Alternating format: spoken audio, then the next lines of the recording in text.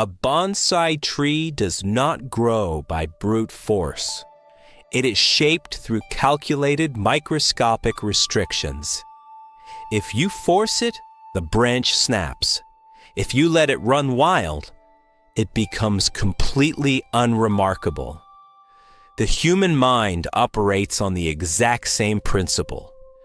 We are told that success requires relentless grinding. We are sold the absolute lie of hustle culture. But while we burn ourselves out chasing massive dopamine spikes, Japanese elites play a different game. They do not rely on raw motivation. They do not rely on fiery passion. Instead, they use an ancient psychological framework to quietly hijack their own neurochemistry. They engineer their environments to carefully drip-feed dopamine.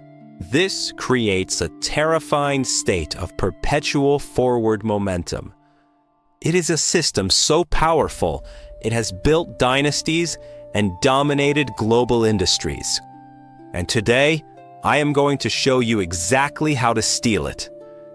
Look at how we are taught to achieve our goals in the modern world. We set a massive target and desperately hype ourselves up.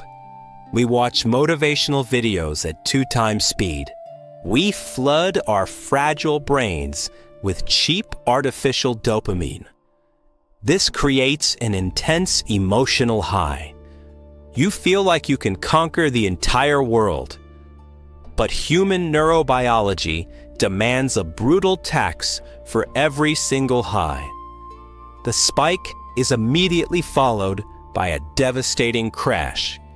Your baseline dopamine drops lower than where you initially started.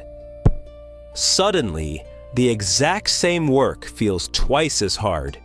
You need more and more stimulation just to feel normal. This is the hustle culture death spiral. You are redlining an engine that has absolutely no oil. You confuse utter exhaustion with actual progress, and eventually, the engine simply explodes. Now look at the Japanese concept of Shokunin. The Western world translates this simply as an artisan, but the psychological reality is much darker and much more precise. Shokunin is the absolute surrender to a single repetitive process. It is the complete rejection of the massive dopamine spike. Japanese masters understood neuroplasticity centuries before modern science. They realized that massive rewards make the human brain incredibly lazy. If you only feel good when the house is built, you will hate laying the bricks. So they engineered a way to systematically lower the psychological floor. They detached their ego from the final monumental outcome.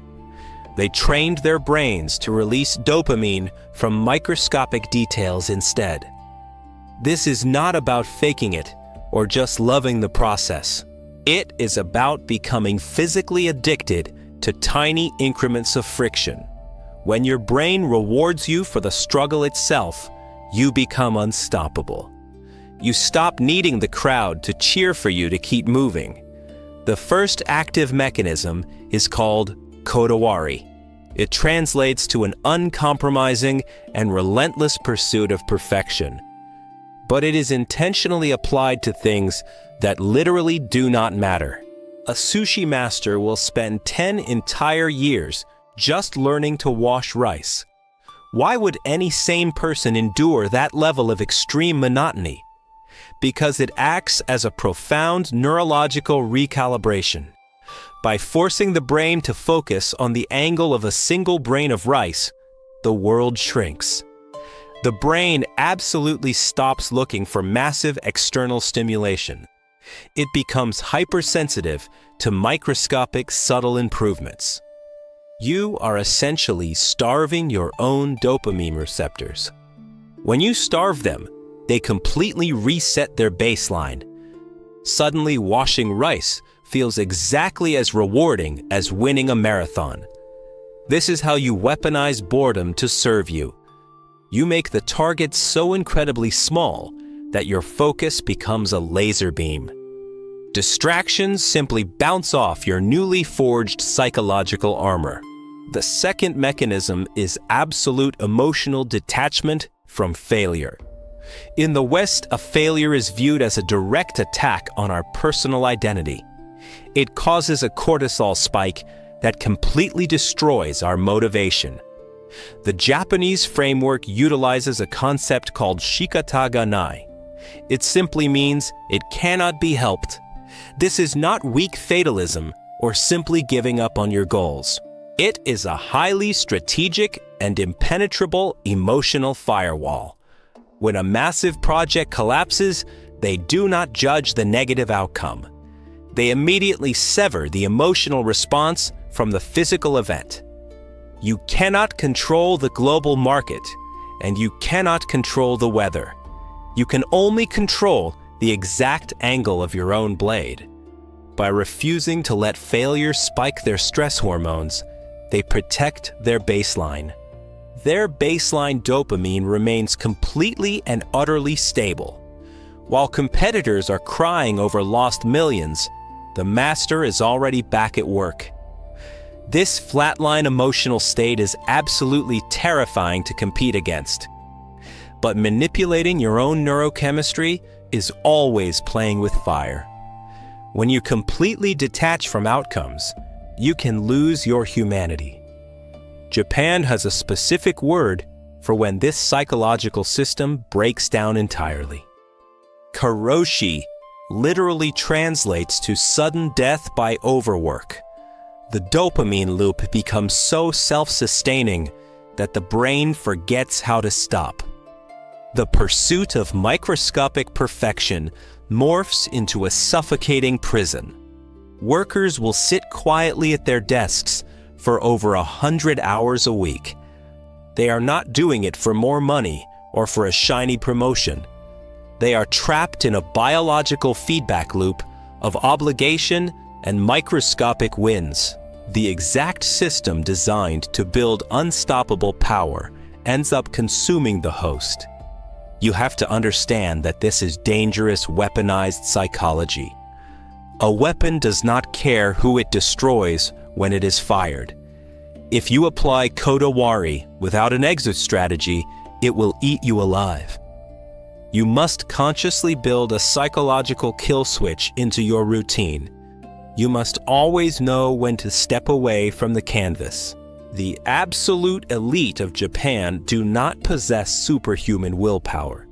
They simply refuse to play a rigged game that they cannot win. Hustle culture is a flashy casino where the house always takes your dopamine.